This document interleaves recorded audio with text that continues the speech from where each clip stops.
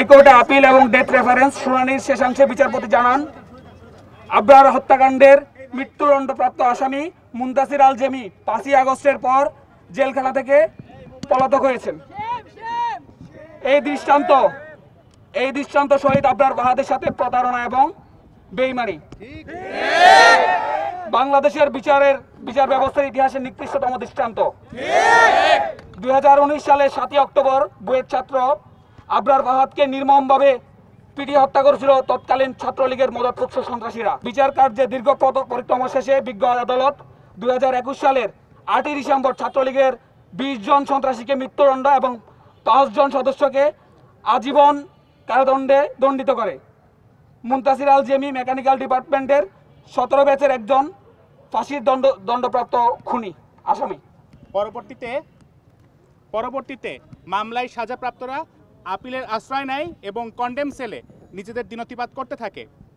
আপিলের শুনানির শেষ দিন বিজ্ঞ বিচারপতির নিকট মুনতাসির আল জেমির পলায়নের সংবাদ আমাদের হতভম্ব করে। ফাঁসির আসামিদের স্থান নিশ্চিদ্র নিরাপত্তার চাদরে আবৃত কন্ডেম সেলে, সেখান থেকে এত শীর্ষ সন্ত্রাসীর পলায়ন ন্যাক্কারজনক এবং আমাদের জন্য লজ্জার। এই পলায়ন শহীদ আবরার ফাহাদের রক্তের সাথে গাদ্দারি।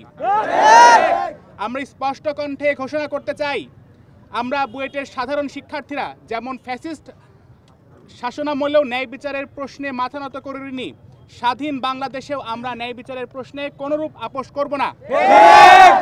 একজন ফাঁসির দণ্ডপ্রাপ্ত আসামি কন্ডেম সেল থেকে পলায়ন করলে তা আমাদের দেশের নিরাপত্তা ব্যবস্থাকে প্রশ্নবিদ্ধ করে। কারা কর্তৃপক্ষ ও স্বরাষ্ট্র মন্ত্রণালয় এই ব্যাপারে নিজেদের দায় কোনোভাবেই এড়াতে পারেন না।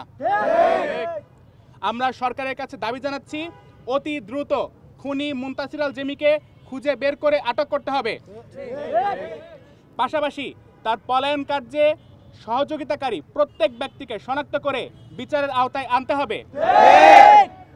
সরকারের দায়িত্বশীল মহল থেকে এই পলায়নের ব্যাপারে সুস্পষ্ট জবাবদিহি করতে হবে।